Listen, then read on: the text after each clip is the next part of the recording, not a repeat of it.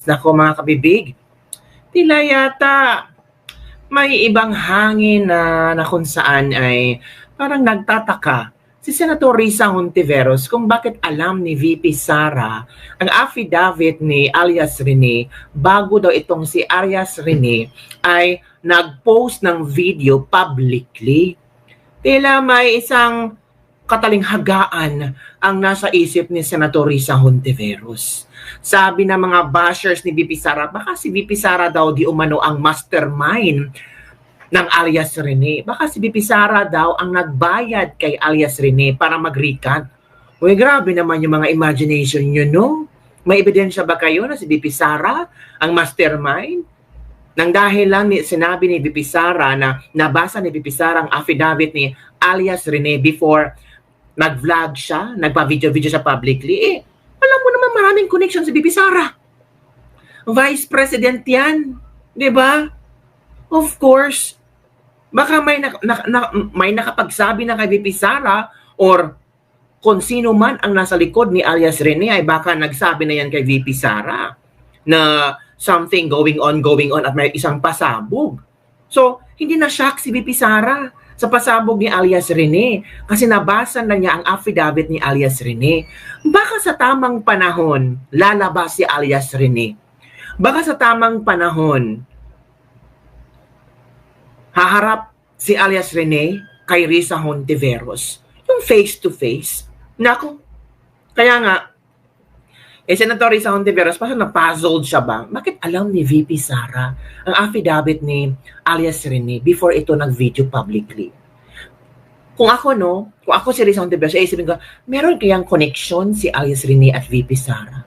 Kung talagang baliw-baliwan lang ba yung imagination mo, si VP Sara ba ang nagbayad kay alias Rene para mag-recon?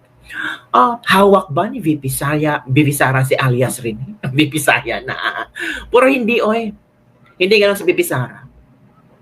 Knowing VP Sara, alam niya kung ano ang tama sa batas. Kung si alias Rene ay hawak ng isang tao ngayon at nagigilty na si alias Rene sa kanyang mga ginagawa, hindi mas mabuting lumabas na siya. Pero kabibig, alam mo, parang malapit nang lalabas si alias Rene. Kasi si Senator Ruben Padilla, hinihikayat niya ang Senado, mga kabibig, na magkaroon ng investigasyon laban nitong mga bribery sa mga witnesses. I'm sure ang nakapag-udyok kay Senator Ruben Padilla, itong nangyari kay Risa Hontiveros at alias Rene. Isang malaking pasabog talaga to. A lot of people are asking kung bakit nakakalusot ang ganyang estilo na binabayaran di umano ang mga witnesses. So pwede palang madidiin ang isang inosenteng tao basta lang yung witness na babayaran mo ay magaling magsinungaling, may padrama-drama effect, at posibleng may briefing kung ano ang i-action, kung ano ang isasabihin, at may script pa. So magdududa talaga ang mga tao kung meron ba talagang totoong hustisya sa Senate hearing. Kaya nga, si Senator Ruben Padilla, pinupush niya na sana magkaroon ng investigasyon. Sana suportahan ito ng mga PDP laban senators at yung mga bagong senators na para malaman na, it's all about integrity diyan sa Senado. Kasi ngayon parang kwini-question na maraming netizen ang integridad at transparency sa witnesses mga senador. Ito kabibig ha, ito yung statement na Senator Risa Hontiveros kabibig regarding kay VP Sara. She's also asking kung bakit si VP Sara may affidavit kay alias Rene. Well, in fact, shock nga pati si Risa Hontiveros sa paglabas ni alias Rene. So ito kabibig, makinig tayo. Your immediate reaction with the Vice President weighing in, encouraging alias Rene to file charges against you in court. And kung sa tingin ni alias Rene na dapat siya ay mag-file din ng kaso, ay dapat gawin niya din yon para nasasabi niya yung totoo sa loob ng korte at nakakasagot din ng maayos yung mga akusado sa loob din ng korte. Nabasa ko na yung affidavit niya bago pa man siya lumabas publicly, no? In fact, merong mga nakalagay doon na nakasama niya ang mga witnesses kuno ng ICC doon sa isang bahay kung saan siya pinatira ni Senator Ontiveros. Oh! Tama lang naman ang advice ni VP Sara kay alias Rene para talaga magkaalaman sa Korte Suprema. Di ba? Kinasuhan si alias Rene sa DOJ, sa NBI. So ano ang gagawin ni alias Rene? So nagbigay lang ng opinion si VP Sara na pwedeng kasuhan niya si Senator Risa Hontiveros. Magkasuhan sila kasi ang tanging lugar kung saan pwede sila magkaharap at pwedeng isalaysay ni alias Rene ang katotohanan is in the Supreme Court. At hindi naman hawak ni Risa Hontiveros ang Supreme Court ay hindi siya matatakot doon. Tama lang naman mga kabibig. Ito na. I would have no objection to that, Karen. At kung may ginawang affidavit si Michael Maurilio o alias Rene laban sa akin at laban sa iba pang mga witnesses kontra kay Apollo Kibuloy at sa KOJC, at kung puno na naman ng kasinungalingan tulad ng ipinasok niya sa kanyang video, then that could possibly open him up to charges of perjury, no, as well as yung cyber libel na inihain ko kahapon. And of course, Karen, I'm very, very curious paano nakita ni VP Duterte yung affidavit na yan bago pa man ilabas ni Michael Maurilio yung video niya. So there you go. Yun ang curiosity ni Senator Risa Hontiveros kung bakit may nabasa ng affidavit si VP Sara before lumabas si Maurilio. Kung guilt is very personal. Yes, it's very personal. Talaga mga ito yung mga komento ng ating mga netizen hinggil dito. Basahin natin. Ang daming komento nila dito. Mahihirapan ka sa korte. Wala kang alam sa batas. Umaasa ka lang sa mga legal counsel mo. Sabi ni Benji Peralta. Pag sinungalingan mo lahat yan sa korte, mayabang lang kayo, masyado pag Senado ang hearing. Kasi kaya niyong ipakontempt ang mga kalaban nyo. Ang sarap sigurong panoorin kung paano ka magiging tanga pag nasa korte na. Uy, ang rabing kay Risa Hontiveros from Paul Christian Cobilan.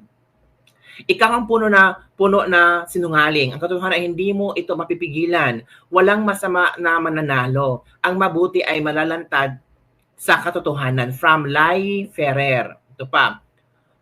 Bakit hindi mo ipatawag si Rene sa Senado para magkaalaman kung sino ang sabi ng totoo? Kaya nagkakagulo ang mga Pilipino ngayon dahil sa katulad mo. Uy, grabe naman kayo.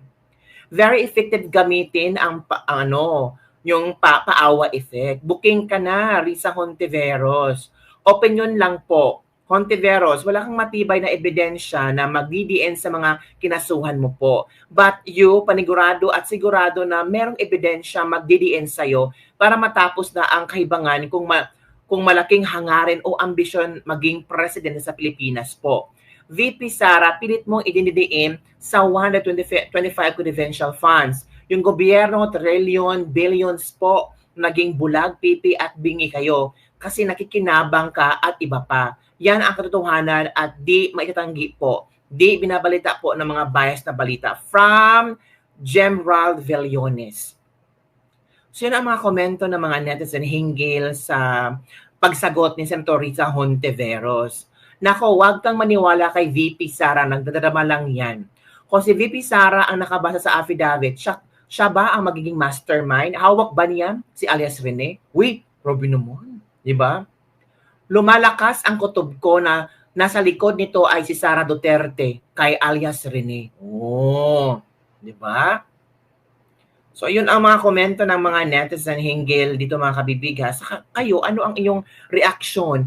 Tama lang namang ma-curious si Senator Risa Hontiveros kung bakit nabasa na ni VP Sara ang affidavit ni alias Rene before alias Rene do the video, do it publicly. Ako naman, baka may nakapagsabi na kay VP Sara na may isang pasabog, na may isang magre-recant sa mga witnesses laban kay Apollo Kibuloy, o baka merong nagbigay na ng affidavit kay VP Sara, or VP Sara is the Vice President, di ba?